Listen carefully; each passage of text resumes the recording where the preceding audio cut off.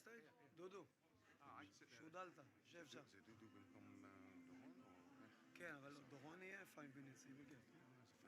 Rachel will ask אני גם אומר. אני בושה, אני מת. Rachel will do it at the end. Rachel will Daron at invite. the end. Daron will be at the end. Daron at the end. Last comment. You just ask. Okay, Before the Q&A. Before the Q&A, yeah. Okay. Right. We'll stand here. Right, Ray. It's mine to the side. All right.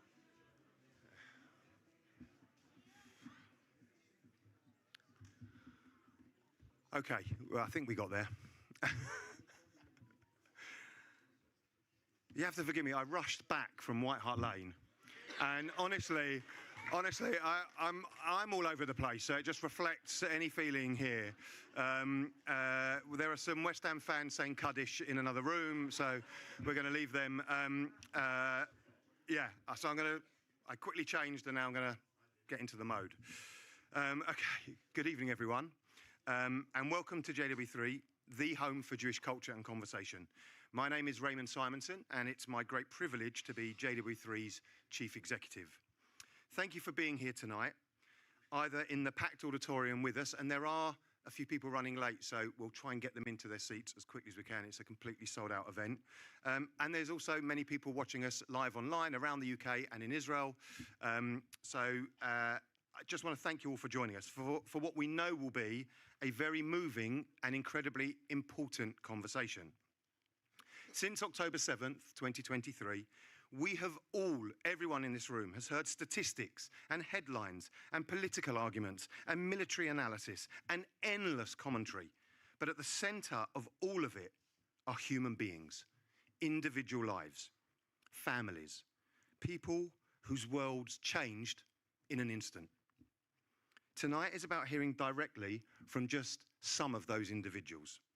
Each of our guests this evening experienced October the 7th and its aftermath in profound and different ways. Through captivity or survival, military service, loss, rescue work, investigation and recovery. What connects them all is not just trauma, it is also resilience, courage and a determination to keep living and rebuilding. In Jewish tradition, we describe the Jewish people as Am Echad Belev Echad, one people with one heart. We don't view ourselves as separate entities. Rather, we see each and every Jew as a vital part of the wholeness of the entire Jewish people. It's as if Am Yisrael, the entire Jewish people, is one body. Just as a body is comprised of various limbs and muscles and organs that work both separately and interdependently, so too do we, the Jewish people. And because we are one body, when any single part of our body is in pain, the entire body suffers. And so the tragic loss of lives of any Jew anywhere in the world causes the hearts of the entire Jewish people to suffer and break. That's Am Echad Belev Echad. And whether we live in Tel Aviv or London, Paris, New York or anywhere else, Jews around the world feel these stories of October the 7th not as something distant, but as something deeply personal. That sense of shared responsibility and shared humanity is part of what has brought so many of you here this evening on a schwitzing hot bank holiday weekend to listen with empathy, to listen with openness, and to listen with compassion. And I want to say personally, despite everything our community has lived through over the past years, evenings like this still give me hope. Hope, tikva, not as passive optimism, but as something active. The belief through courage, honesty, solidarity, and coming together like this as a community, we can still help carry one another through even the darkest moments. In the words of the Israeli national anthem, the Hatikva, Od lo avda tikvatenu. Our hope is not yet lost. All of our speakers here this evening, and all of you, give me hope. Tikva. So thank you for being here. If you haven't turned your mobile phones on silent or, God forbid, off, now is the perfect opportunity to do that. There are photographs being taken tonight. If for any reason you don't want to be in a photo and you see the photographer near you, please just flag that up. Now it's my pleasure to welcome Avi Goldberg, who is the chair of the wonderful HMH Jewish Football Club, a club that I've been proud to serve as a manager, would you believe it, for the past 12 years. Please, a warm welcome to Avi Goldberg.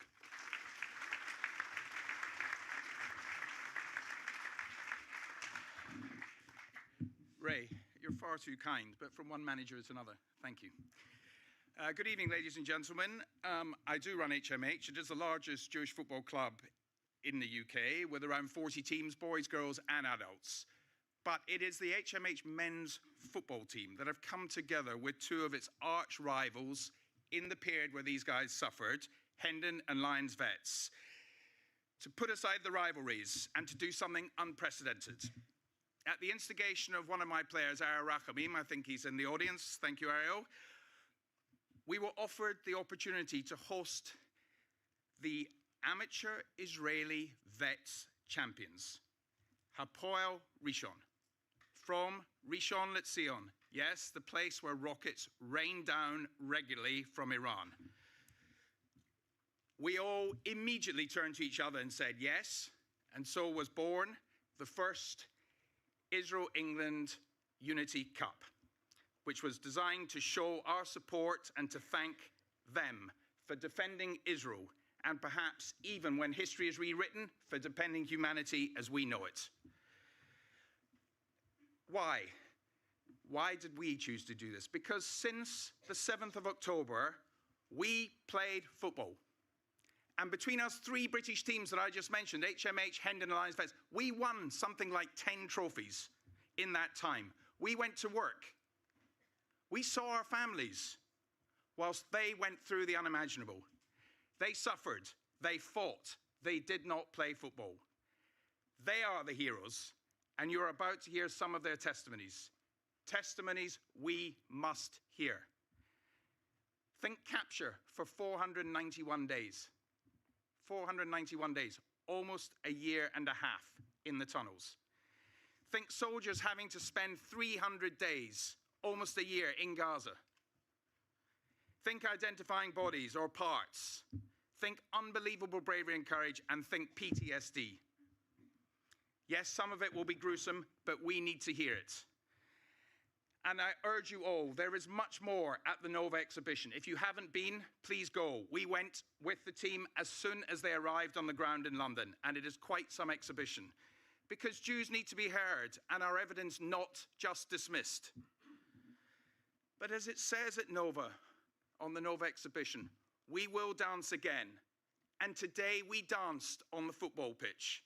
As not even 491 days in the tunnels of Gaza can stop Or Levy coming on as a sub and scoring. Watch, watch. After 491 days, I hope, Greg. And hopefully Or will be with us. That spare chair is Or's. He is on his way. He does have his 5-year-old kid. I don't want to spoil all his story, but of course he is now a sole father of a lovely 5-year-old who's with us. Okay, here we go. Or. Yes. So.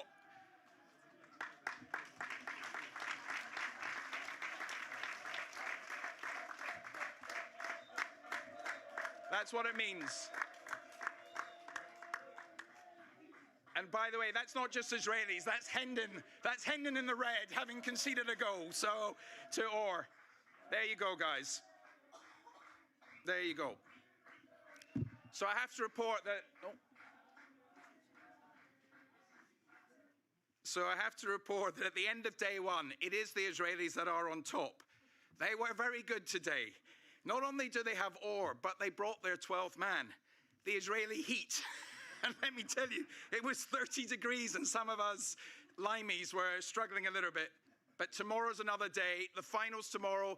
Please all come down. Hatfield, 10 a.m. It's just up the A1, Hertfordshire Sports Village. But before I leave the stage, I just want to say thank you to a few people. Thank you to the wonderful moderator we're going to have on stage, Rachel Riley.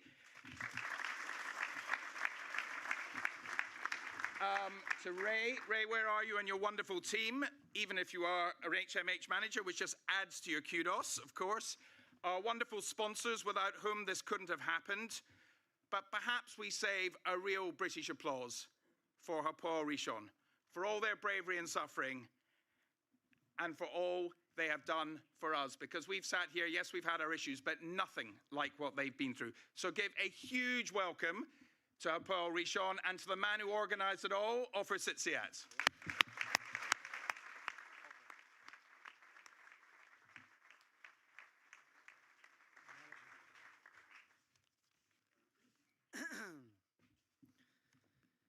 Good evening, everyone. It is a great honor to be here tonight. It is truly moving to see all of you here with us in London, united together in the special gathering we have created during these days. The idea to create this tournament and the historic event we are experiencing here began about 6 months ago, after all the hostages returned from Gaza in the last deal, both the living and those who sadly did not survive, whom their families has waited so long time to bring home. The feeling in Israel was deeply mixed. On one hand, there was a sense of closure, but on the other hand, we discovered a country that was still bleeding, literally bleeding. Thousands of people lost their lives during the war, civilians, soldiers, elderly people, and babies alike. Thousands more were left wounded, especially soldiers who risk everything, their bodies, their futures, and their lives, while in many cases leaving behind families, homes, and children. Life in Israel stood still for more than 2 years. Children did not go to school. They did not celebrate birthdays with their friends and families. Many could not sleep at night because of the sirens and the missiles falling across the country. Even football, the healthy escape so many of us turned to during difficult times, stopped together with everyday life in Israel. At the same time, while the war was taking place in Israel, we watched our Jewish brothers and sisters facing growing waves of anti-Semitism across Europe and around the world. I felt something powerful growing inside me, a voice that kept getting louder and pushed me to take action. Sorry for my voice. With the help of good people, I was introduced to Avi Goldberg. Many of you here surely know Avi, but I can say from this stage tonight, if there is anyone in this hall who does not yet know this wonderful man, you should. Avi, thank you very much. From the very first moment, there was an incredible connection between us, a shared passion to build a bridge between the Jewish community in London and the people of Israel. Our destinies are connected together. Step by step and piece by piece, we began building this historic event. It's happening here these days. And this is through football that this unity was created. I would like to thank Avi Goldberg and everyone who helped make this possible and brought us here. Your hospitality has been incredible. We have met amazing people here. We are proud to share our story as Israelis and equally moved to hear so many of your own stories as well. But beyond football, we also have real heroes here with us tonight. IDF reserve soldiers who fought and defended the state of Israel with both their bodies and their souls. They are here with us tonight, guys.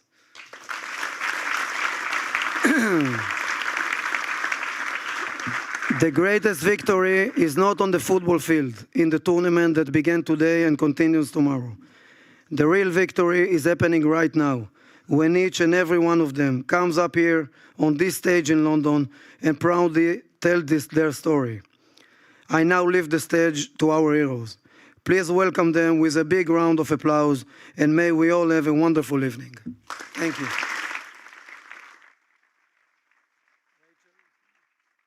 Thank you, we're on. Right, good evening, JW3. How are we? We've got the fans going already. It's going to be a special night. Thank you for everyone being here in person, and thank you to everyone on the live stream as well. It is my absolute pleasure to be here. We have a panel of people. Heroes used too often, but not tonight. And each one of them, we could talk at length for days and days to hear your stories. But unfortunately, we have a matter of minutes for each of you. So it's going to be hard to condense your stories down to just that. And if you do have a question for our amazing panel, you will hopefully have the opportunity, if time allows, at the end. So do keep that in mind. We want to start by saying we all appreciate you being here. This is going to be the friendliest, most loving audience you've ever had. All of you, your lives changed forever on October 7th. Some of you, life stopped. For others, it just changed direction entirely. And I can speak for, I think, everyone in this room to say that our lives in the diaspora as well, they were knocked off its axis. The world stopped spinning, whilst the communities around us carried on.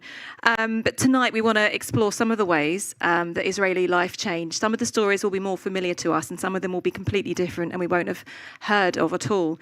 And I want to try and glean something from your superhero resilience and this Israeli ability to find light in the darkest of places. And tonight we have a varying range of abilities in English, and my Hebrew is non-existent. So we're going to get by, but as I said, it's a friendly audience, and we're all here to support our brilliant guests. So I'm going to start. I'm going to throw it open straight away to Sar. Do you have your microphone on the chair? Here or there? Absolutely up to you. Wherever you would like. Go for it.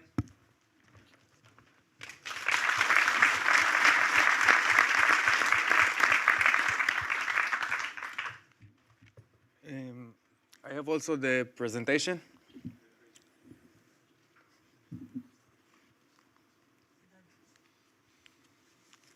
How to the presentation? There we go. Wow, excellent. Okay. We are the eternal nation and no one will break us. Hello. Thank you. Thank you. Hello. My name is Sar Nehemia. I grew up in a place called Moshav Taoz, near Jerusalem.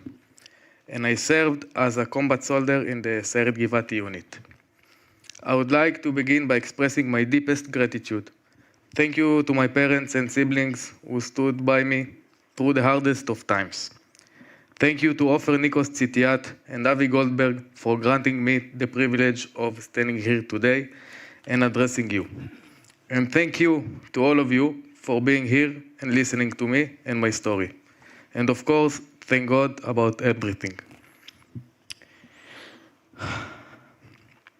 On the holiday of Simchat Torah, me, like many others, was called up for reserve duty.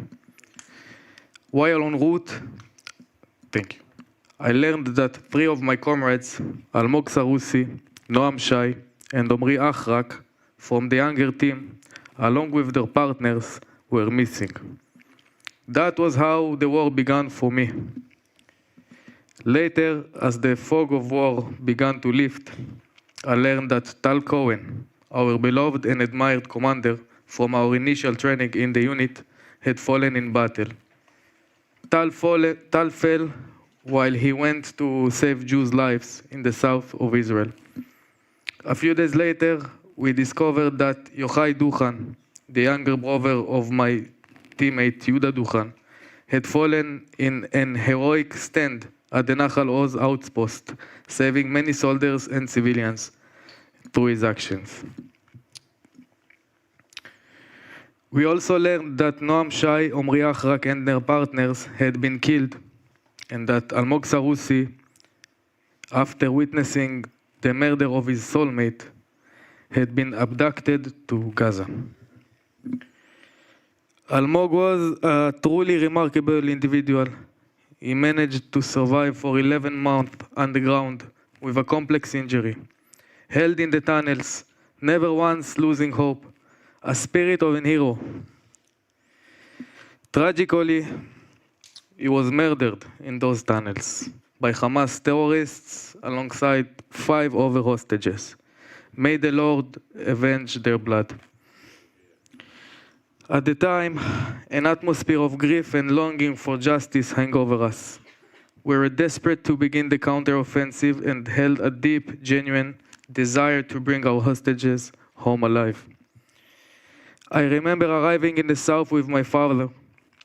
Just before I stepped out of the car, I said to him, "Remember that I am your son. I draw my inner strength from you, and I promise you that I will return from this war in one piece."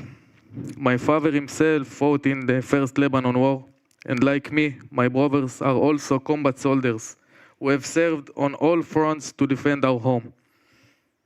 Our unit, Sayeret Givati, an elite unit, entered Bet Hanun in the northern Gaza Strip.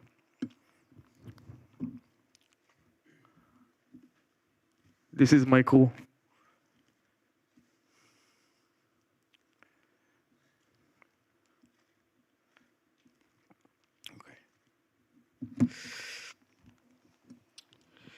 The area was crawling with militants, and every day brought multiple engagements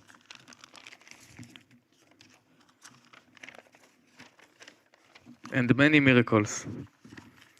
The sound of bullets whistling over your head became a daily routine. Everywhere you entered, you had to calculate every step to avoid improvised explosive devices, sniper fire, and anti-tank rockets. When you enter Gaza, the commanders tell you, "Welcome to the kingdom of uncertainty. You never know what will happen in a second from now." And it truly is like that. During a raid on an UNRWA school, UNRWA, yes, the education, in the center of Bet Hanun, where tunnels and weapons were discovered, 3 of my comrades from the younger team, Tzevet Gabay, were wounded after being hit by an RPG fired by hidden Nukhba terrorists. 2 days later, in November 2023, our commanders informed us of a mission to clear buildings in the heart of the Bet Hanun, the Kasbah, the city center. It is a very densely built area. Our objective was to secure the buildings for a special combat engineering unit tasked, Yahalom unit, with destroying a tunnel several kilometers long that connects Bet Hanun and Jabalia. Those are different towns. When we reached our objective, we realized that militants of the Nukhba had been in the building very recently. We found combat vests and weapons. A few moments later, the first RPG was fired. I was in the living room with some of my squad. The rocket hit, and instantly, 13 of us were wounded. 5 were in critical condition, myself included. 3 soldiers were blown all the way from the 3rd floor down to the street, while above them, a gunfight broke out between the rest of my team and the terrorists. Now I'll show you a bit from the incident. It was in Israel TV.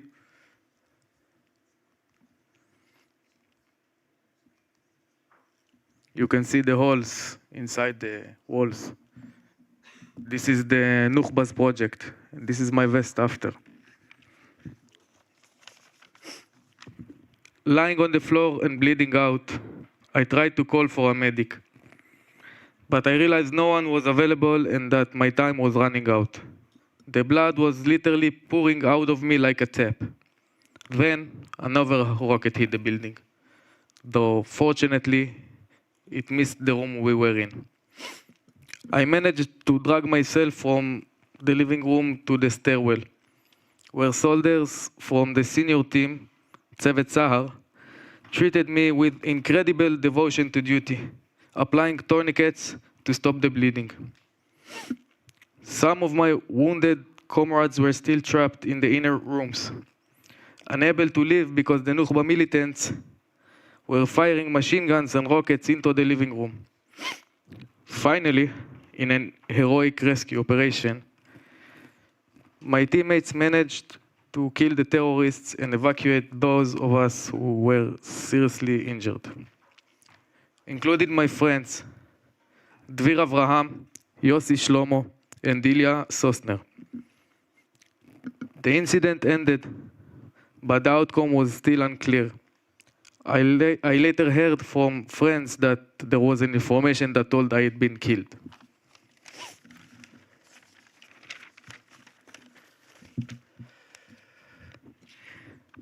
When I woke up in the hospital, hooked up to machines, I saw my father and hugged him.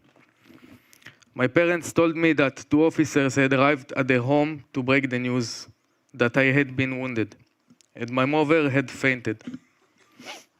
I remember promising myself there in the hospital that I would return to serve in my unit. Last week, thank God, at an event marking the end of the unit's operational tour in Rafah and Khan Yunis, my comrades, who had left their children and families to serve the country for more than 500 days since the war began, honored me with citation for excellence for my conduct. For me, this was coming full circle.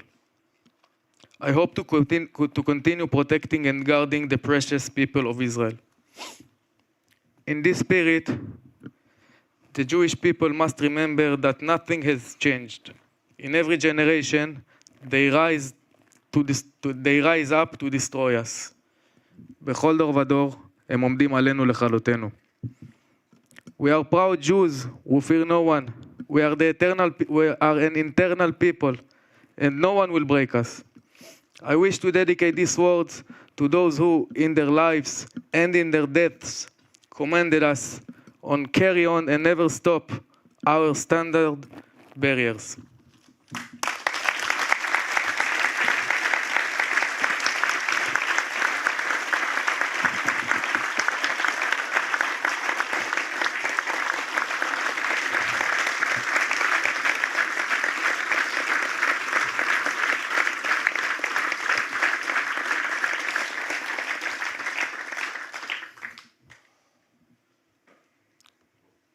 This is Tal Cohen. Tal Cohen who fell in battle. My commander during training in the Sayeret Givati, who later joined Sayeret Matkal. Tal was a man of values, a hero, a family man, and a truly role model. Tal left wife and children. Amit Most, who fell in battle.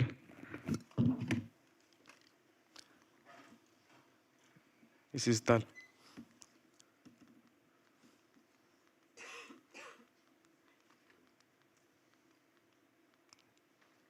This is Amit, the grandson of my neighbor and my godfather. Amit was part of the Kuchin Indian community in Israel, to which I also belong. Amit served in Sayeret Nachal and fell while defending the southern kibbutzim.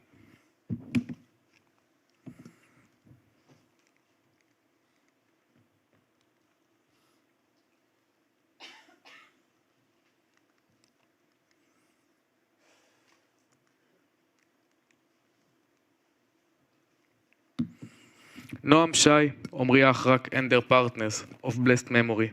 My unit comrades murdered at the Nova Festival. And Almog Sarusi, of blessed memory, who survived 11 months in captivity before being murdered by the terrorists of Hamas. This is Noam Shai.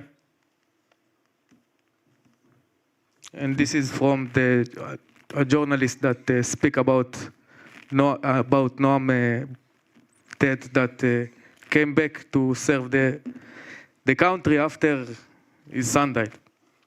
So, and this is Omri Achrak.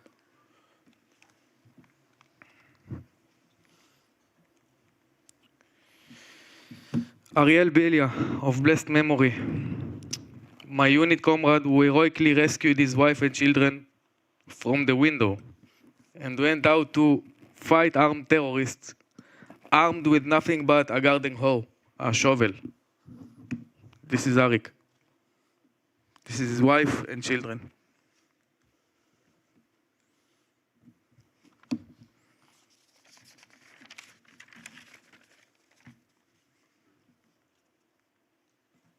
This is Netanel Ershkovitz. Netanel who fell in battle. The older brother of my teammate Moshe Ershkovitz. Netanel fell in the Gaza Strip.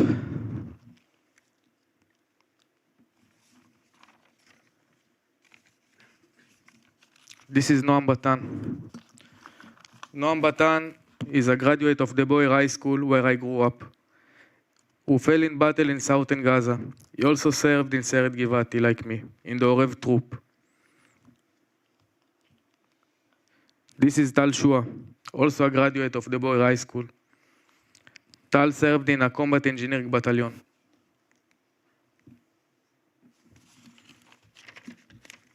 This is Yochai Duchan.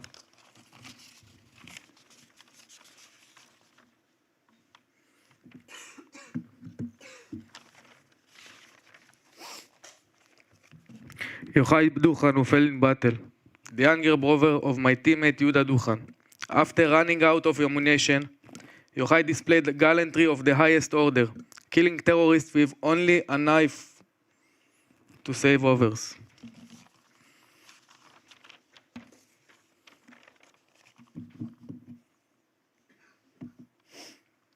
These are but a few.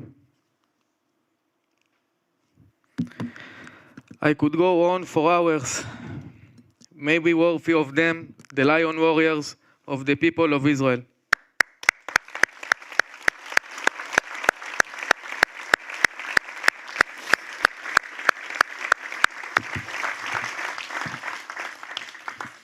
These are but a few. May we know how to protect our precious land. This is their command to us, and it is our duty to them. אסיים בהקראת מספר שורות בהשראת ספר התהילים. באלוהים נעשה חיל והוא יבוס צרינו. חזקנו ויצאנו למלחמה. לא לגדולה בלבד, אלא לשמירת ארצנו ונחלתנו. ארדוף אויביי ואשיגם, ולא אשוב עד כלותם. למען תשכון הארץ בביטחון ושלום. ותהיה ידך לשמור עלינו, לשמור על גבולות הארץ ולהגן על יושביה. כי מלאכיו יצווה לך אדוני וישמרך. אדוני ישמור צאתך ובואך מעתה ועד עולם. עם ישראל חי לתמיד. Thank you.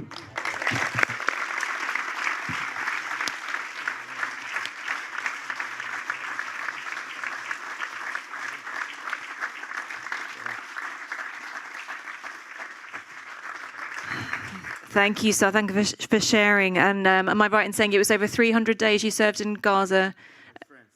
And you just came back. And 5 life-saving operations to get you back to fitness. Well, we thank you for sharing. May the memories of your friends be a blessing. We'll have a chance to speak to you again later with the Q&A, but for now we've got so many stories to share, so thank you so much. And thank you for your service. I'm going to move on now. In a change to the schedule, we have Dudu Ben Shushan, who was at the Nova Festival on that fateful day and actually left and came back to save some more people. So I'm going to pass over to you, Dudu. Hello, everyone. I am deeply moved to be standing here with you today in London. To be here celebrating life, will knowing that from October 7th until my very last day, nothing can ever be taken for granted again. My name is Dudu Ben Shushan. I am 42 years old, married to my beautiful wife Miri, and a proud father to our 9-year-old son, Noah Moshe, and our 6-year-old daughter, Ili. To live in Israel, to raise children there, is a complex reality. We grow up into a cycle of wars, endless sirens, and terrorism that can strike to any given moment. But absolutely nothing in my life could ever have prepared me for that exact moment at 6:29 a.m. when our lives changed forever. At 40:30 a.m., Miri and I left our home in Bat Yam and drove toward the rainforest. We arrived just as the sun was rising, around 5:50 a.m. The festival was at its peaks. Energy, music, love. We parked among thousands of cars and joined our friends. At 6:29 a.m., the music stopped. Suddenly, the sky filled with endless sirens, explosions, and heavy barracks of rockets flying directly over our heads. Panic erupted. The police shut down the music and ordered everyone to evacuate me immediately. But then my phone rang. It was our close friends, Orel and Liron. They had left the party early and encountered terrorists. Their car was shot up, riddled with bullets, and broken down near Kibbutz Kfar Aza. In that single second, my mindset completely shifted. I realized this wasn't just another rocket attack. This was a full-scale terrorist invasion. They were everywhere. I told them to send my dear live location and said, "I'm coming to get you." Finally, we saved them. Mentally, from that day and from the reality of the war that followed, hundreds of beautiful young souls were murdered, and the Nova Festival, my dear friends, Lior Asulin, was murdered on his 43rd birthday. Other friends and acquaintances never made it home, brutally slaughtered or taken by these monsters. Miri and I were lucky to faithful split-second decisions saved our lives. I am here today to bear witness, to tell you the story of the hell we survived, and to remind us all of the silence required in the years that have followed. Years of sirens, shelters, sleepless nights, disrupted lives, but above all, a stubborn choice to keep living. Thank you for listening, and thank you for standing with us. Am Israel Chai.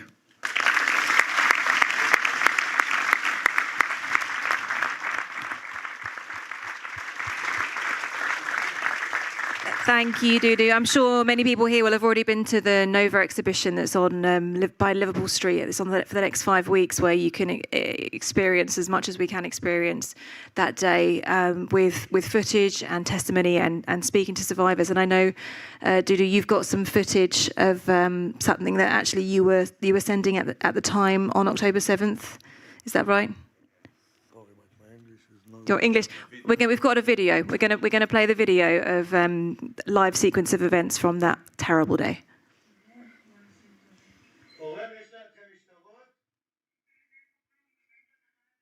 This is the other couple calling Dudu and his wife.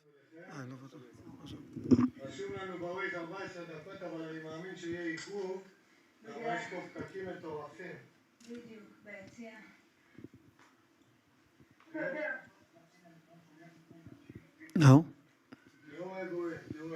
This is Dudu say to the other couple, stay calm, we're coming to save you. They already been shot.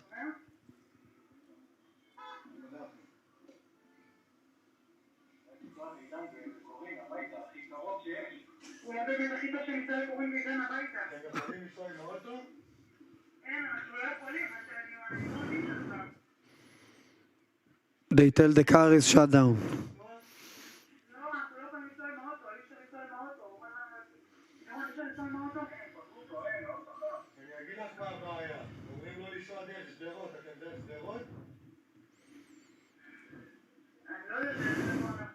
Dudu tried to figure the specific location.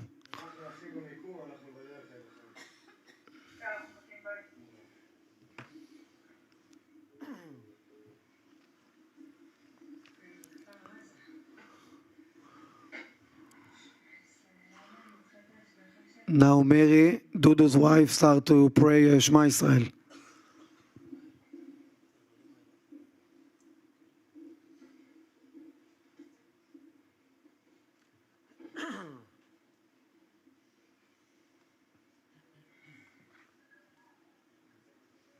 Now they are going out of the party. The policemen tell everyone to go right, and is not allowed to turn left. But the friends are stay left, and Dudu decide to go through the policeman and not ask him, because the friends are on the left.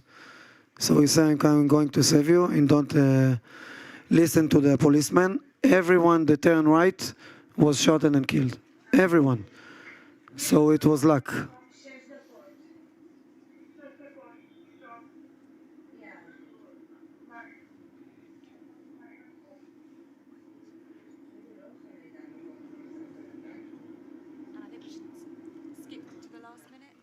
Yeah, if you can skip to the last minute and a half, A little before, 20 minutes before, seconds before. Okay. Now the drive alone on the road, because everyone make a U-turn not to go this area, but Dudu continues.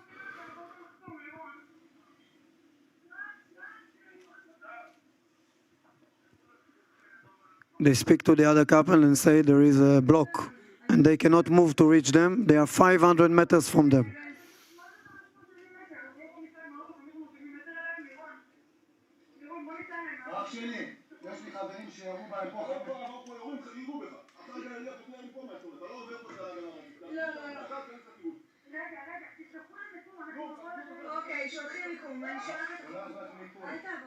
The security guy not allow them to go straight, just 500 meters to save this couple. This couple try to turn the car again, and they succeed. They turn the car and they arrive this block. And Dudu, Miri, and this couple succeed to survive, and they went home. And Dudu saved their life.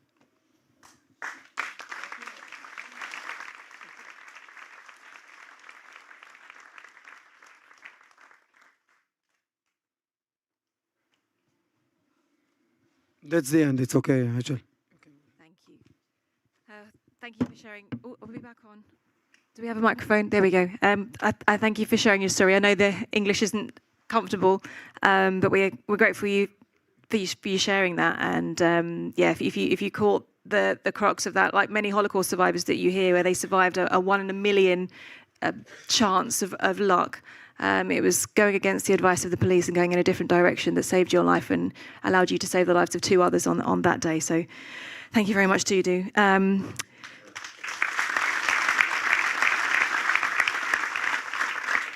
Going to move on for a completely different story again, and one which we might be less familiar with in the UK. Ido's spoken in front of audiences many times, but not about the war and not in English, so it's a big challenge. But 300 days of searching for people after October 7th. I'm going to pass over right now. How do I put it on? Okay.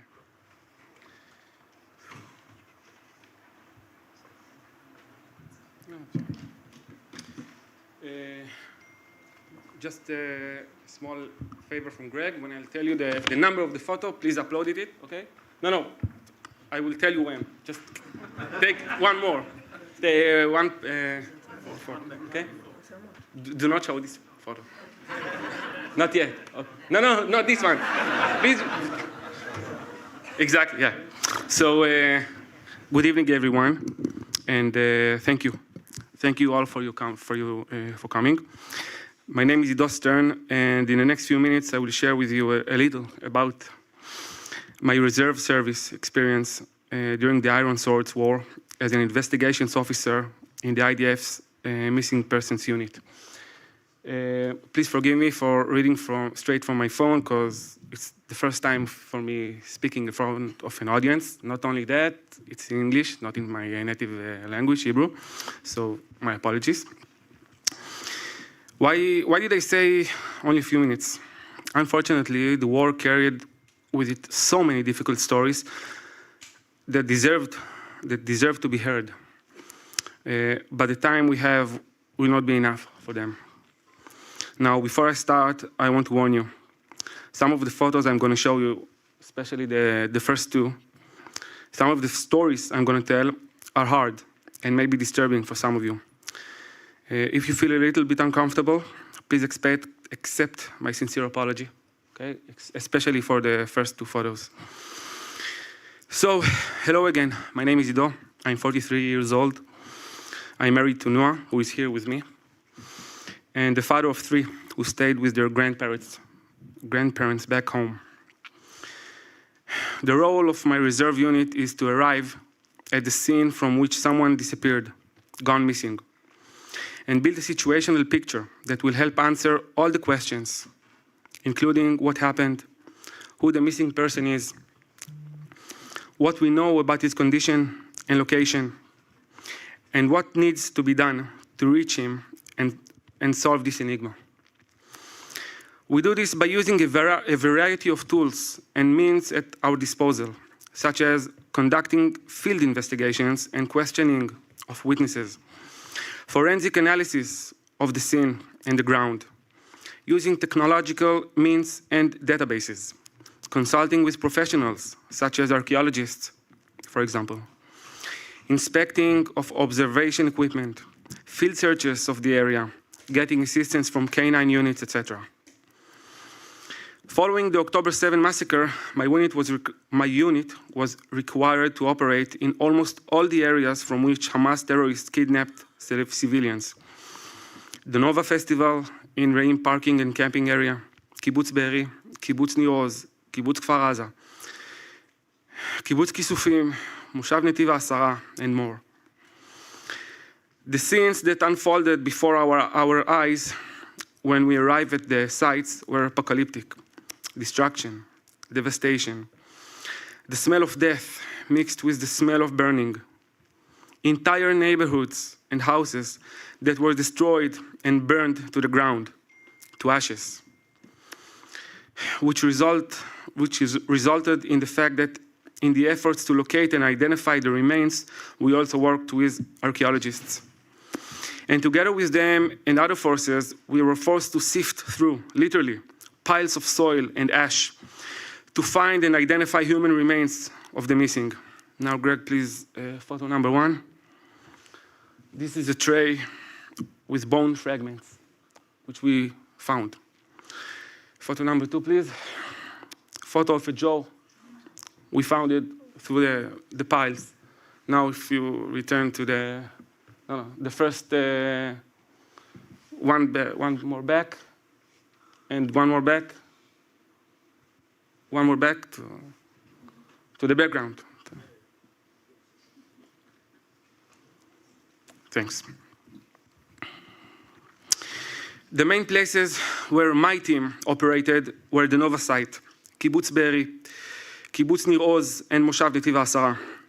We also operated deep inside the Gaza Strip and inside the Hamas tunnels in Gaza, in El Borej, and in Rafah.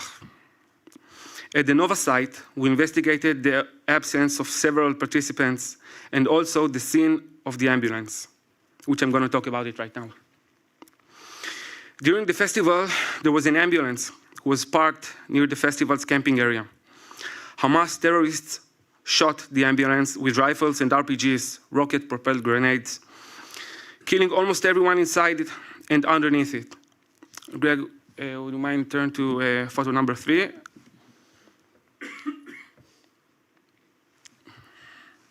Yeah, this is the ambulance.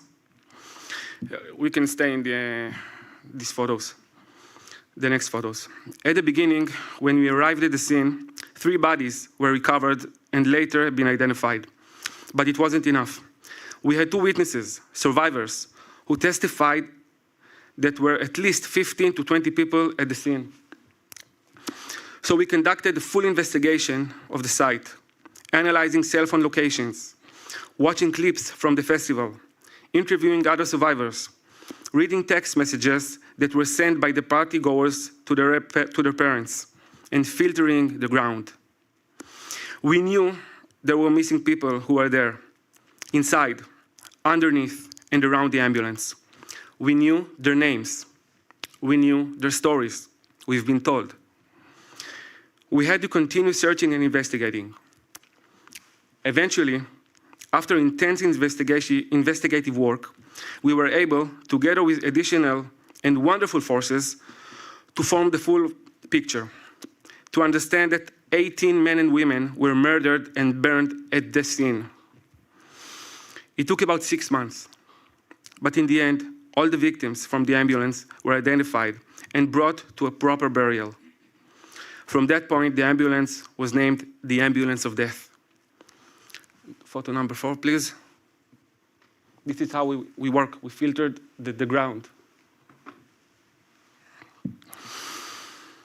In Be'eri, we reached the Kerem, which means vineyard, and the Zeitim, which means olives, neighborhoods, a large part of whose residents were murdered or kidnapped. Can you move to photo number 5, please? This is a photo from one of the houses in the Zeitim neighborhood. This is what's left from this house. The scenes in Be'eri were horrible.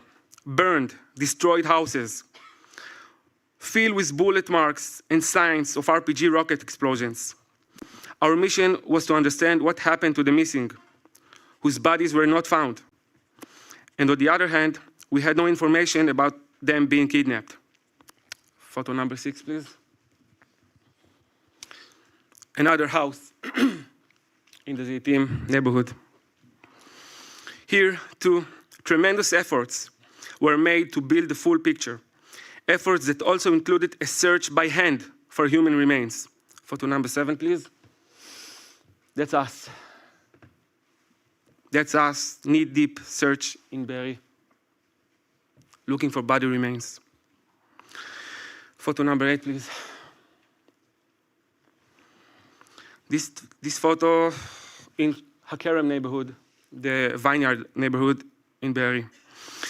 In the last photo you've just watched, just a few moments later, I took the photo and joined my team. Just a few moments later, we found in this sidewalk some remains of one of the missing who was on his way to fight for his kibbutz.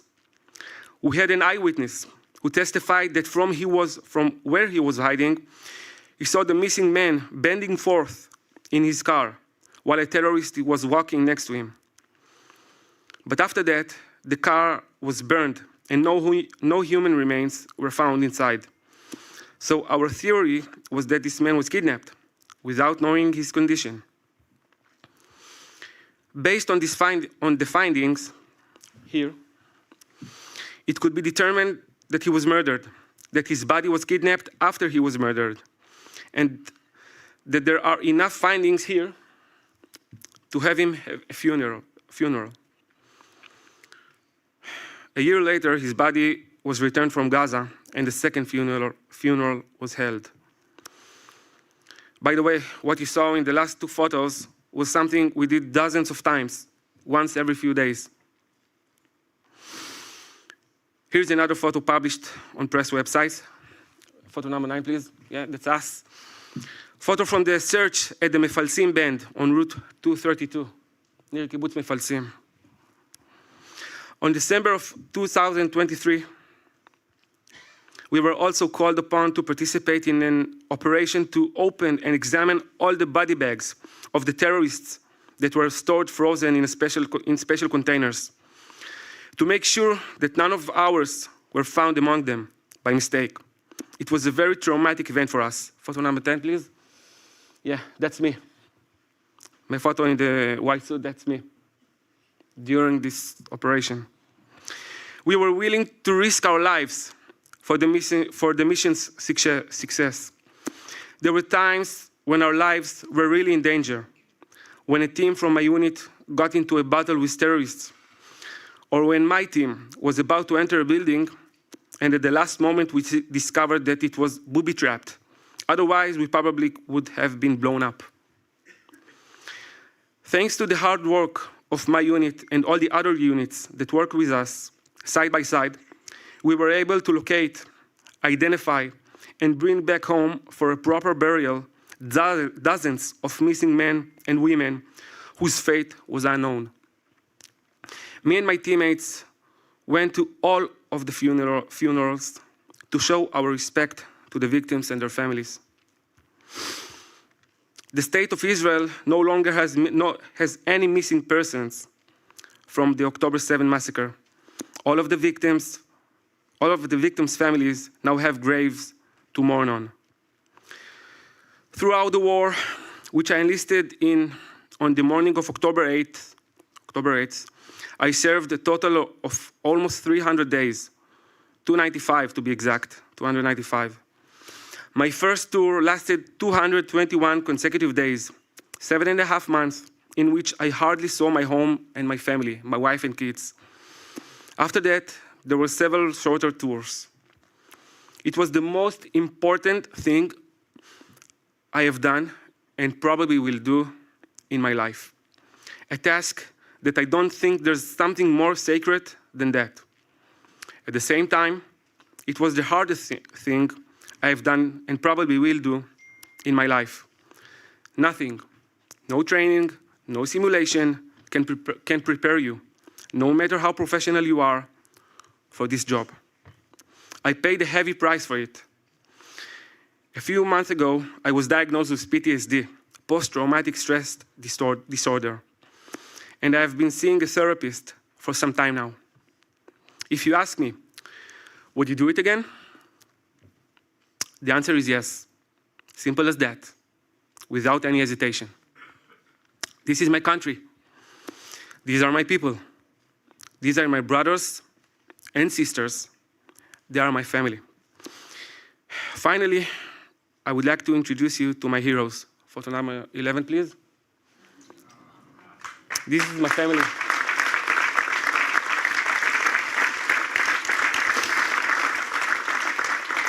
My wife, Noah. The one with the hat is my daughter, Carmel. The one with the Lamin Yamal's suit is Gal, who is 7.5 years old. And the small one is Yarden, who is 4.5 years old. They are my life.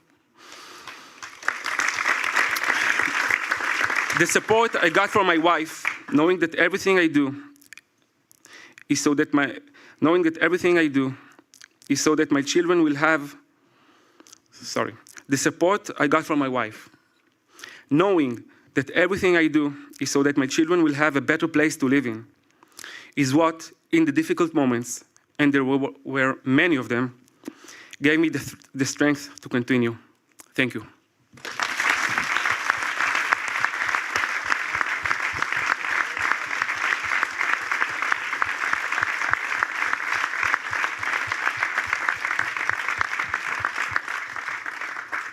Thank you, Ido. Another example of someone we could speak to for hours and hours. I have so many questions I wish I could ask if we had time. I want to thank your wife, Noah, for her sacrifice and the family sacrifice as well. I don't know how you do a job like that and manage to park it and go home to your family and still give part of yourself to them as well. But we thank you for your sacrifice and your incredible service.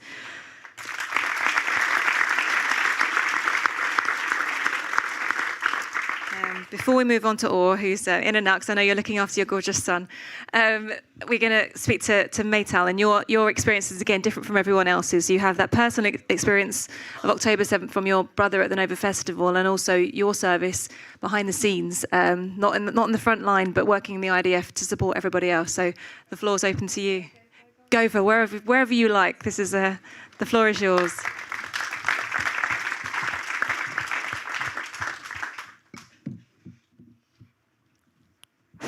Okay, so good evening, everybody. Thank you so much for having us here. A little bit excited, a little bit nervous. So personally, we talk about the heroes on the stage. I don't see myself as a hero because I was behind the scene back home when everything started. Personally, before October 7th, my life was focused on fitness, travel. I'm a fitness trainer, a soccer referee. And I'm also influencer on Instagram, so work on social media and posting positive stuff, motivation, travel, happy. And just on October 7, everything just changed overnight. And I think everybody's lives in Israel has changed as well. Basically what happened is, so at 6:29 a.m., when the rockets started, we woke up. Rishon LeZion was very bombed for some reason. I think it's because we were close to the airport. And we had a lot of missiles every 5 minutes. And we started at first we thought, okay, it's just a normal attack from Hamas, which is weird enough to think a normal attack from Hamas that's going to go away. But then we saw it's not going away, and it's very intensive. So we start being a little bit more worried. We turned on the TV and we saw the reports coming in. And then my mother said that my brother was at the Nova Festival. He was there the other night, the night before, and he went there. And we started panicking and see what's going on. Where is he and how can we locate it? Obviously, he didn't answer because he was busy surviving at that moment. And he later he told us that it was all a matter of like small decisions of not staying too much in one place, just keep moving. And they decided to get out of the car. They were stuck in the traffic, and they just got out of the car and started running when they saw the cars coming back with the gunfires and people are bleeding. And then they were just running and walking for 4 hours. I showed on the first day the video, so some of you people saw it. And that's how he survived, just a matter of small decisions and sheer luck and guidance maybe from God and everybody else. Me, behind the scene, what happened is as soon as that the October 7 happened and the attack, I was volunteering at that time with the police, with the local police. So as soon as that happened, like everything stopped. You have to imagine, I woke up in the morning, I have a full schedule for the day. I had 2 fitness classes, I had 1 soccer match, I had a wine festival going on and another soccer match in the evening, and I had all lined up and everything just boom, in 1 second, gone, nothing, everything closed. So all my work, all my job, everything stopped. And it was like that for a few months at least. And I was looking for ways to be helpful because we in the front, not in the front, in the back, we felt useless. Like, what can we do? All the soldiers are going, MADA, the police, they're doing something, and we're just sitting at home and hiding from rockets. So what can we do? So first of all, what I did is I called my major from the police. I said, can I come volunteer? He said, yeah, we're doing blockages and we're doing checkpoints and you can come. So imagine still all kinds of terrorists, like there was a fear that there were still terrorists in Israel for at least 48 hours after the attack started. And we put some checkpoints all around to make sure they're not penetrating the city, the main cities. And all that is happening when missiles are above our heads every 5 minutes. And that's what we did for the first 2 months. And then at the same time, I also realized that there is another war going on online with all kinds of misinformation and fake news. And we felt the need, me and my friends, the influencers, the content creator, to spread the truth and like be spokesman, like do hasbara. So basically, my whole Instagram became like explanation page, hasbara. And we started working also with celebrities and to collaborate with them to get more, to spread it more, to get more exposure. And everything was about sharing hostages stories and like show what happened, what really happened, and why Israel has to fight for itself and to defend itself. And so we did that for also a huge amount of time. We got a lot of hate also online. But I think maybe we did a little bit of a difference. For instance, I also joined with some hostages volunteering, like supporting hostages, and we built a whole Instagram page for them and told their stories.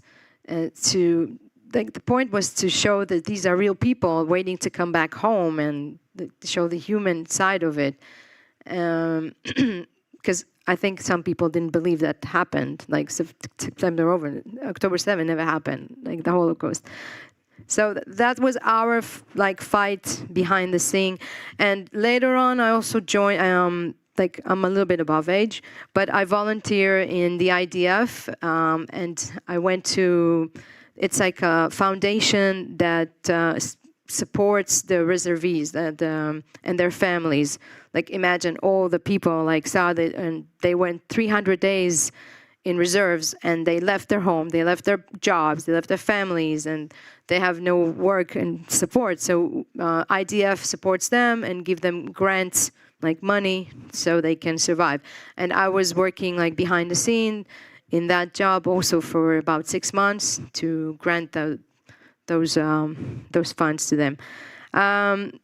So basically, this is my story. It's I don't think I'm a hero. I didn't feel very useful, but I tried to do my best with my little power to support Israel and all the people around it. And that's it. Thank you for listening.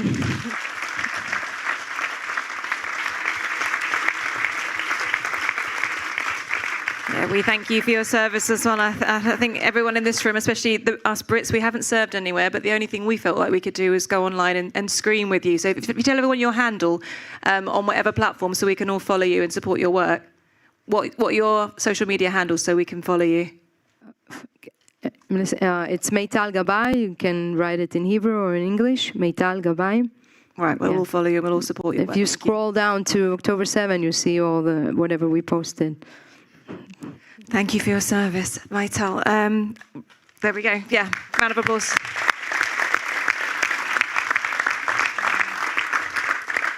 And now one more person left to speak to. And sadly for you, the person we're probably most familiar with, because your story is one of the hardest to listen to. Or you're welcome to take the lectern. You're welcome to sit down. A round of applause. He barely needs an introduction. From software engineer to survivor of 491 days in Hamas captivity. I'll pass the floor to you. So, hey. So, can you hear me all right? Yeah. Oh. So, first of all, Aeon, my name is Or. And before I jump into whatever happened on October 7 and afterwards, I would try to tell you who I was before that. I was 33-year-old. I was married to the love of my life, Einav. We met when I was 19. We got together when I turned 25. And ever since, we were inseparable. On 2018, we got married, and in 2021, we brought Almog to the world, our son. And we loved music festivals. We traveled the world in music festivals, but, you know, life happened, and COVID, and our kid came, and we rarely went. And then a month before, we went to a music festival in Hungary. And we became hungry to go to more music festivals. So we wanted one last music festival for the summer. And I know the winters in Israel are different, but for us, it's horrible. I know.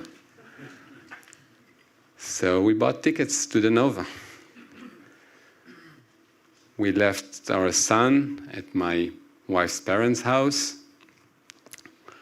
We drove the car from Rishon LeZion, 5 a.m. We arrived at Nova parking lot, 6:25 a.m.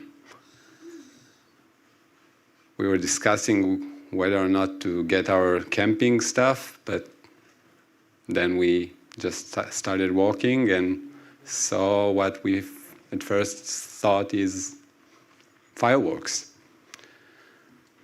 Soon we understood it's not the case. The music stopped and we were told to leave the place. We hid in the parking lot until we decided it's not safe, and we drove the car. We couldn't go left to go north, so we had to take the right turn. We took the right turn, and then we saw a bomb shelter. And if you think about it, you get rockets. Bomb shelter is the sensible thing to do. So we stopped the car, and we hid there, me and my wife. I don't know if you've went to a bomb shelter or if you've seen one. It's very small. I mean, in the Nova exhibition, there is exhibition of a bomb shelter, but it's bigger. We were 27 people in this place that can fit maybe 2 or 3 people. Little by little, we started hearing stuff. And then we started hearing shooting. And when you hear shooting, you understand it's a different case. And then I remember someone shouting, "I can see the Gazan people." Soon after, they started throwing grenades, bombs, RPGs, shooting. Aner Shapira was with us in the bomb shelter. He threw away 9 grenades before they killed him. Afterwards, I even had thrown one myself. And then they entered. I was injured in all of my body. I couldn't walk, I couldn't lift my arms. And I saw them smiling, taking photos, celebrating. I begged for my life. I said in a mixture of English, Hebrew, and Arabic that I have a baby.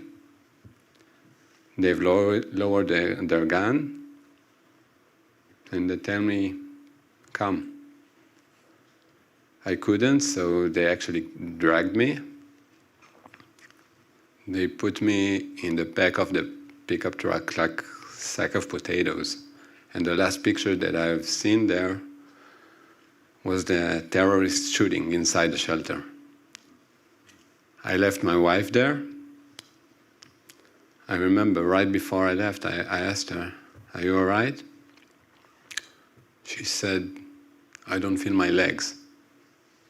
For me, it made me feel a bit, I don't know if you can call it happier, but calmer, because at least she is alive. When I left, I didn't know what happened to her, and they took us to Gaza. Between 2 hospitals, 2 apartments, we finally got to the last one, where I was handed some kind of medical treatment. I was suited in 7 different places in my body. Of course, no anesthesia, so my fear was the mob would lynch me. So I just asked for a shirt so I could put on my mouth so I won't shout. When they finished, I collapsed. And this is what happened to me on October 7. I woke up only the next day. And there I've spent 52 days in an apartment alongside Alon Noel and Elia Cohen, together with our captors. The apartment shook 24/7. And we couldn't speak, you know. You know that after 52 days, I didn't know how Elia's voice sounds like. I didn't know how Alon's voice sounds like. You know that I even forgot how my own voice sounds like. It was one day which I covered myself with a blanket trying to speak so I can maybe remember.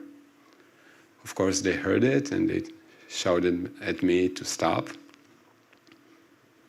After 52 days, during the deal that got the women and the children out, we were taken out underground, where I spent the last 440 days. If you think about it, 2024 didn't really happen for me. I only saw the sunlight once. It was on January 6th, 2024, where our tunnel was bombed and we had to flee from it, together with our captors. And what I saw there was total apocalypse. Just shooting and death. I've spent 440 days in a tunnel, chained. I didn't shower. I showered, I don't know if you can call it, with a bottle of water every, let's say, 2 months. We ate 1 meal a day that consists of one and a half pitas and 2 cans divided by the 4 of us. You just mentioned some of your friends that got killed. In the tunnel, we've met Almog Sarusi, and I've spent 3 days with this amazing person. Almog, Hirsch, and Ori Danino. After 3 days, they told them, "You're going home." I remember us almost feeling jealous. From that point on, we thought that they are home, that they are safe. Hirsch kept repeating a sentence like a mantra. He said it in Hebrew, "If you have a why, you can do anything." And it became our mantra in life, the search for the why. For me, the why was very simple.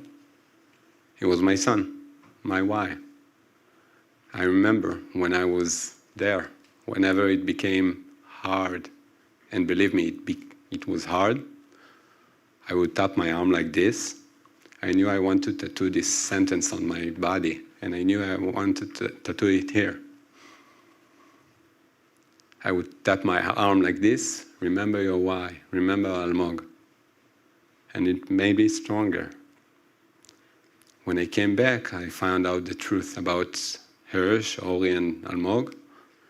And I told my parents I want to meet their parents right away. And I've met Rachel and John, Hirsch's parents. And I told them the entire story, and John stopped me. He said, "You know who he was quoting?" He was quoting Viktor Frankl. Viktor Frankl wrote a book called Man's Search for Meaning. He described how people survived the Holocaust. If you find your why, you can do anything. And it blew my mind that one sentence can sum up how they survived the Holocaust, and in a nutshell, how I survived. I was asked many times this question, what would I do without my Almog? You know, my answer is sad, but I think that I wouldn't survive. You know, people ask me if I'm more religious, if I'm more a believer. For me, it's not religion. For me, the belief is here. And I knew that going through all this stuff, all this time that I wasn't thinking that I'm about to die. I knew. I went one by one to all my family, all my friends in my mind, telling them sorry. Sorry that I won't be back for them. And knowing that I survived after all these cases leads me to believe that there is something that kept me alive. I didn't know about what happened to my wife. And I decided on day one that I didn't want to know. I decided that I'll want to know. I'll know when I will get home. I had this funny thought in my mind that I would just call her. If her phone goes to voicemail, it means she's dead. If she answers, then everything is good. After 491 days, I got released in this absurd ceremony. I wasn't afraid, you know, because what's the difference really between this day and any other day? I was guarded by Hamas in a tunnel. At least if all goes according to plan, I'll get released today. I'll see my son. I'll find out the truth about my wife. So I just wanted to get it over with. I was 50 kilos when I came back. I've lost more than 20 kilos of my body. When I came back, the doctor told me, you have 0.1% of fat. But I don't know how. I didn't miss any vitamins. I don't know. When I came back, the woman from the military hugged me, and I told her, "Stop, tell me what happened to my wife." She told me, and all the guards that I've made broke. I cried, and then she asked me, "Do you want to see a video of Almog?" And then those tears became tears of joy. If you think about it, this day was simultaneously the best and the worst day of my life. I was reunited with my son, and I found out the truth about my wife, because up until that moment, I had a slim hope. Maybe she survived. Maybe. Wasn't the case. I've met all my family, and honestly, I love them. But I only cared to see one person, Almog. I prepared myself the entire time that he won't recognize me. Keep in mind, it was just more than 2 years when I left, when I got kidnapped. And when I came back, it was 3.5. I prepared myself for this to not be a Cinderella story where he jumped on me and then shout, "Dad." And I promised to myself to regain his trust, to be a father again, and to not live again. I don't know how, but he remembered me. He shouted, "Abba O." And I think that young kids can't really fake it. They can't fake the warmth. And I know that he remembered me. You know what he asked me? He asked me, why it took me so long to come back?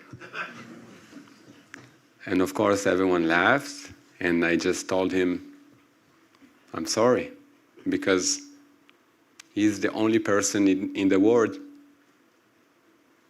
that doesn't give me any slack, you know? And he shouldn't. You know what the second question he asked me? Where's Mom? And bear in mind, I just found out an hour before. So I cried, and then he answered it for me. He said, Mom is dead, Ima meta. And of course, I cried even worse. And then he hugged me. And to be honest, this is what we're going through in the last year or so. You can see me looking at the phone, looking at pictures of us. And then he just said to me, you miss Mommy, eh? So we're going through the entire grief process together.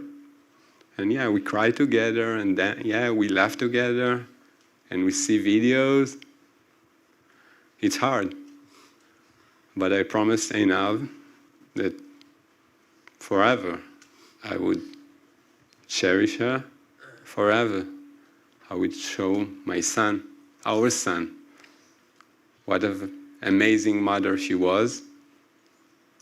You know that I just recently found out that on her last moments, she texted her mom. You know what she said? How is Almog? Even when she knew she's about to die, she only cared for him. And this, you know, the present that she gave me, all these years together, and Almog, the best present in the world. Few of you have met him. He keeps me going. I wake up and I just have to keep on going. I always laugh that he taught me how to run before I could walk, because, you know, when I came back, the saddest part that I couldn't lift him for almost 2 weeks. I couldn't lift him.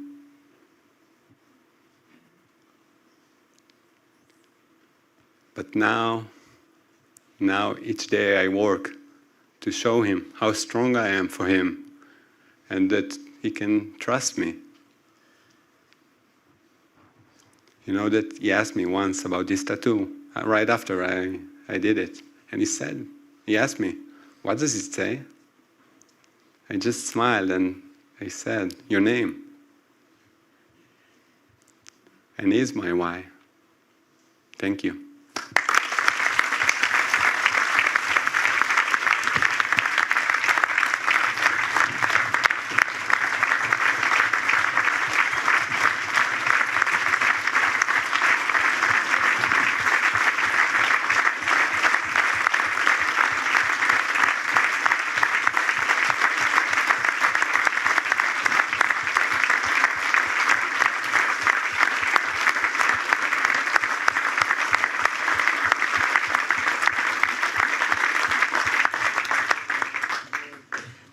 Thank you so much for sharing. Thank you for being here.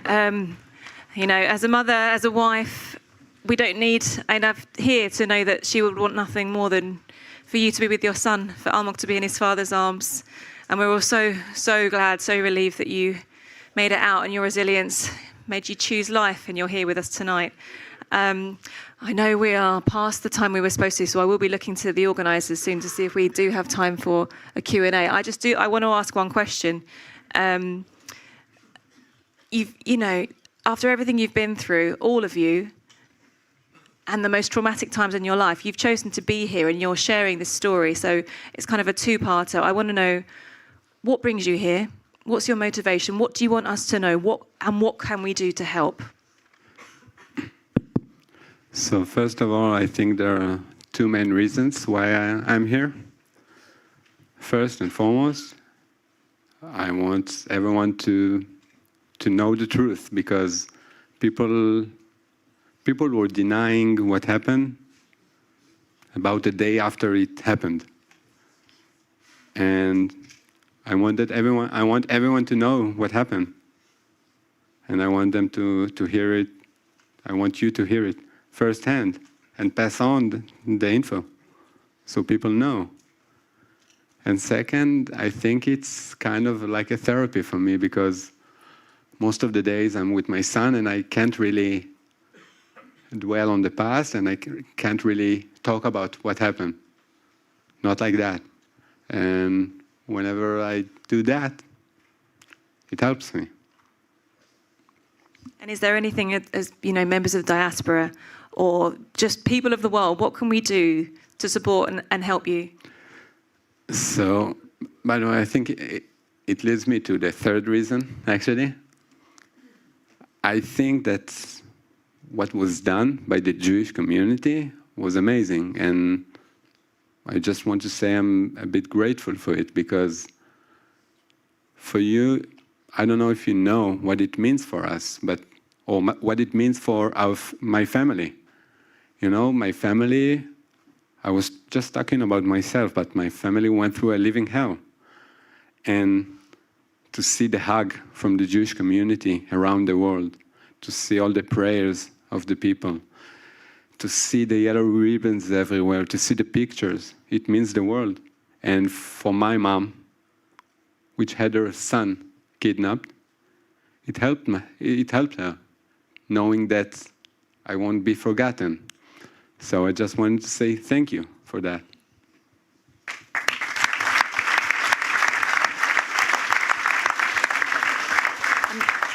I'm not being rugby tackled off, so I'm going to go to questions. And I'm also going to say that not only these heroes up here, but there are many in the audience tonight. We have many people who have served in the IDF that we are so grateful to as well. And Doron, who we didn't get to speak to, we have another Nova survivor.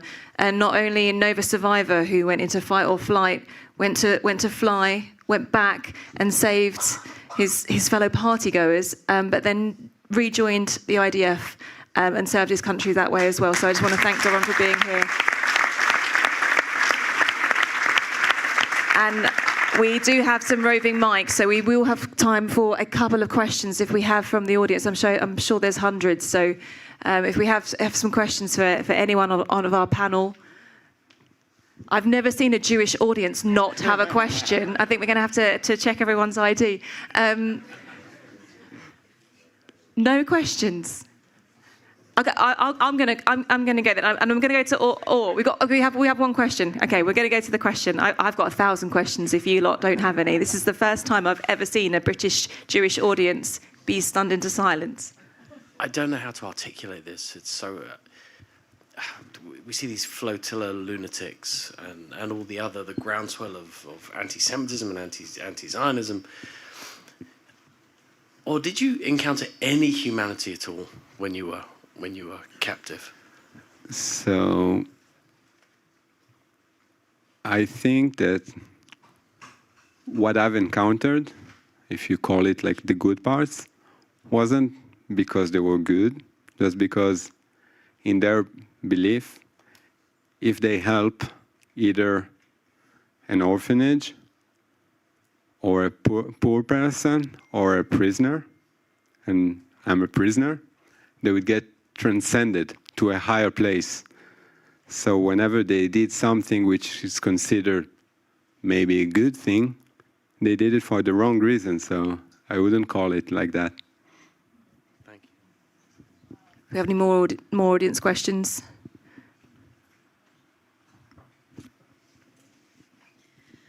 Do you believe peace is possible today after all that? I'm not the bearer of good news. Sorry. I want to ask a question. I'm going to go back to. I've got the mic. I've been at an event with Glenn Cohen, the psychologist who I know debriefed so many of you after leaving Gaza. And you know, in your story, in Eli Sharabi's story, he introduced me to the term that I know you've spoken about before, post-traumatic growth. Can you explain to us what post-traumatic growth is? Because I'm sure it's a term many people aren't familiar with at all, and you're a walking example of it. Yeah, so I don't know if I'm a walking example of it. I would say you are. You may not feel like it, but to us. Yeah, so when I left the hospital, the doctor there told me everyone knows PTSD, but not a lot of people talk about PTG. And I was like, what is it? Then she told me, post-traumatic growth. And if you think about it, about the Holocaust survivors, think about how many years they survived. They started out an amazing country, you know. And I'm not sure that I'm like that, but I try to look on the bright side, and I try to, you know, I got my life again. I was reborn, if you call it like that. And I think I'm on some kind of a mission with my son here. And I think that this is what keeps me on and leads me and giving me the ability to smile. So yeah. And I know, listening to you and listening to your story, all the applause all the time. You've spoken about being in captivity, and 70% of your conversations went on to food. And I want to know, where do you derive your joy from? And do you derive joy? And do you allow? Does your son give you permission, perhaps, if you have the need for permission? No. So the answer is short. It's my son, and I think that most of your questions about happiness would be, the answer would be Almog. And even now, when he is happy, like the best judge for me is my smile. And I see when he's happy, I have the biggest smile in the world. So yeah. Yeah, I think we can all understand that. Do we have any? Yeah, there we go. Back to the audience.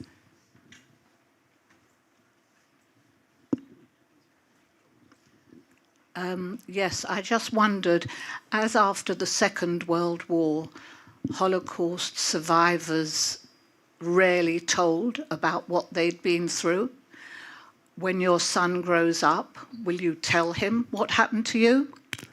So first of all, I promised myself to never lie to my son. And even now, I tell him a lot of stuff, but I'm just telling him in a language that he can understand. And I grew up with a father who fought Yom Kippur War, and he didn't speak about anything. And when I was in Gaza, I told myself to never be like my father, because it's important to speak about everything, and it's important not to shove something and have it explode in your mind when you're 70 or 60 or whatever. So yeah, I would never lie to him, and I would tell him everything, but in his own pace. Yeah, with one more at the front. Thank you. I came here tonight expecting to see a movie, and I'm from the States, obviously, and I heard about this panel, and it sounded like a much better thing to go to than the movie, because I hadn't heard much good things about the movie. But I am so incredibly taken by all your bravery and courage in coming here. And each one of you added another layer of wonderment to me on your courage, and you're willing to share the different nightmares that you all went through. And I just want to say thank you, because you've blown me away with all you've had to say. Thank you very much.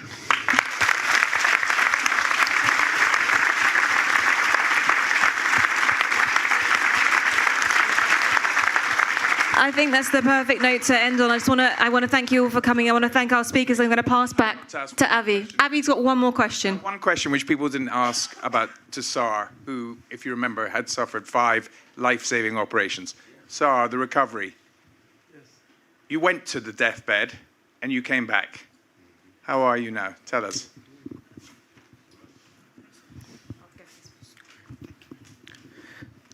Today I came back to my unit because I can see in my own eyes that we still have a lot of missions to do, a lot of, how can I say it?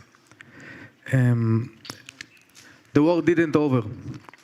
We are still in a war in like 7 different fronts, and the IDF needs men. So that's the why. And I didn't want as well the Nukhbas to write to me when I will finish my career. So that's the second why.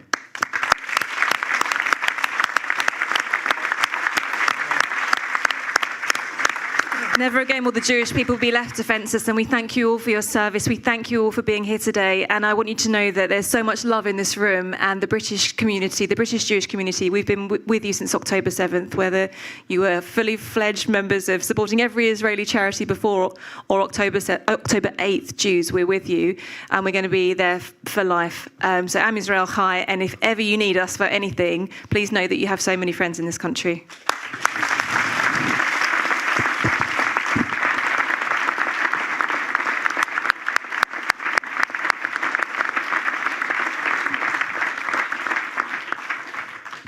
Friends, we're coming up for nearly 13 years since we opened JW3. We've had something like 75,000, I know that sounds like an incredible number, about 75,000 different events have taken place in this building over the last 13 years, from courses to classes to films to talks. And rarely have we had an evening where for nearly 2 hours people have sat in silence, where you could hear a pin drop, where we have sat here to bear witness to what happened to our people, to our brothers, our sisters, our mishpacha. I want to thank all of you for bearing with us as the event changed slightly during the evening. But I really want to thank Sar, Dudu, Or, Meital, Idor, Ophir, for sharing your stories so generously with us. None of us can really imagine what you went through or how hard it is to share. So we'll give them one more huge round of applause.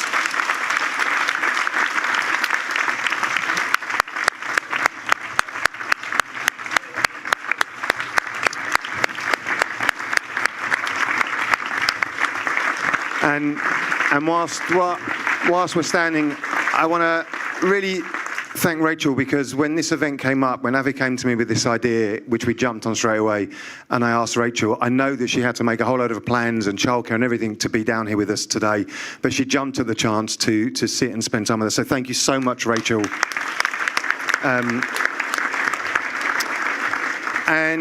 And to Avi and everyone at HMH and all of the sponsors of this event for bringing this incredible group over. Thank you all for being with us in the UK. Friends, on June the 22nd, we have Maxim Herkin, who is another hostage who was held for almost 2 years, almost exactly 2 years, held as a hostage. He was taken at the Nova Festival. So if you'd like to come and spend an evening with one former hostage and hear his story, that's on June the 22nd. The cafe out there is open, it's kosher. If you want to carry on the conversations for a little bit longer, we have to close the building in about half an hour. But do me one favor, at the times we live in at the moment, the people that we have to thank most when we leave any Jewish venue in the UK or anywhere else are our security officers. So please, on your way out, please just take a moment to thank them and be safe and go home safely. Thank you.